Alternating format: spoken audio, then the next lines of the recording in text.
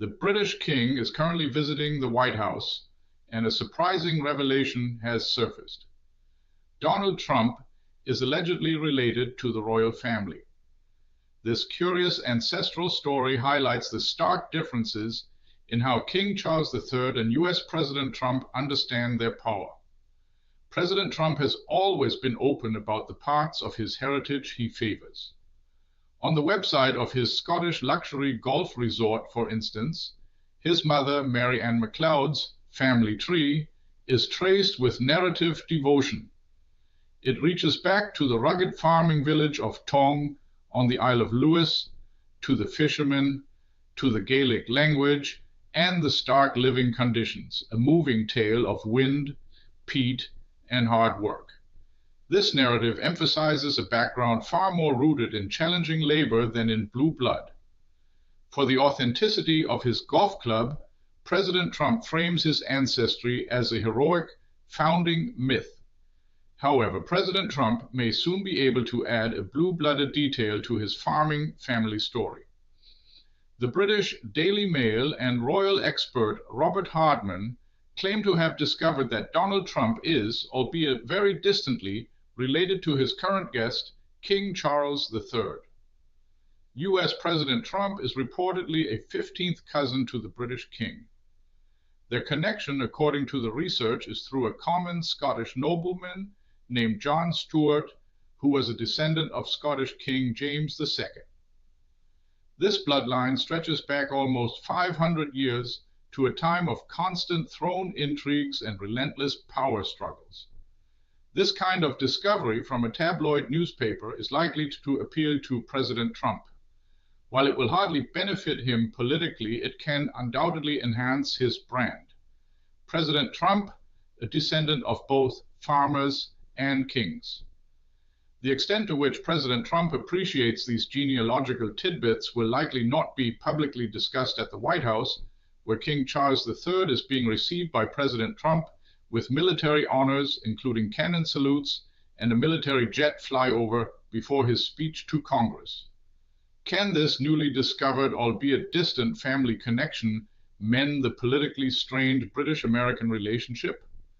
Flattery can be politically useful with President Trump, a hope many heads of state and government harbor.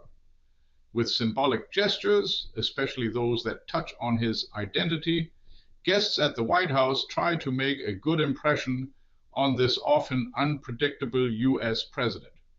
For example, German Chancellor Friedrich Merz brought a faithful replica of President Trump's grandfather's birth certificate from Karlstadt in Rhineland-Palatinate during his first visit, a subtle nod to President Trump's German roots. President Trump's reaction was polite but rather German, grateful and sober, not exactly overwhelmed.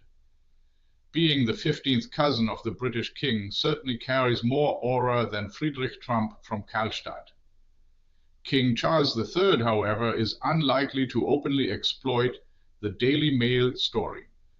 After all, he is already preoccupied with distancing his brother Andrew Mountbatten Windsor from the royal family due to his connections with sex offender Jeffrey Epstein.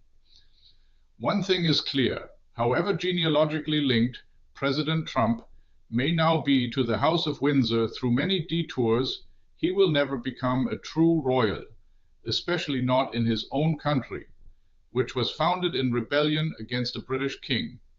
Yet, in his accumulation of power and disregard for democratic rules and norms, President Trump behaves more monarchically than any American president before him. The differences between these unlikely cousins are undeniable. King Charles III, whose power has long been historically curtailed, traveled to Washington at the behest of the British elected Prime Minister Keir Starmer. There he will deliver a speech to the American Congress on Tuesday, only the second British monarch ever to do so after his late mother, Elizabeth II. President Trump, in contrast, has repeatedly brought millions of demonstrators onto the streets under the slogan, "No Kings," clearly indicating what they think of their president's autocratic style. In this sense, many Americans believe President Trump is far more monarchical than the holder of the British crown. However pompous King Charles III's state visit may be, the contrast could hardly be greater these days. A born king who has striven for years for a modern, restrained monarchy for the former empire versus an elected president who openly has a weakness for imperialism and, at least rhetorically, does not shy away from hinting at the annexation of Canada, whose official head of state, King Charles III, remains. These differences in their understanding of power might be the genealogical punchline of the Daily Mail discovery. If Donald Trump and King Charles III truly share this common ancestor, their distant connection primarily marks a divergence. About 500 years ago, their lines split. One led to a constitutional monarch, the other to a president who would not only like to be king and emperor, but even the Pope. What's your take on Trump and King Charles? Alleged royal kinship and power clash? Share your view in the comments. Do you think this will matter in the next news cycle?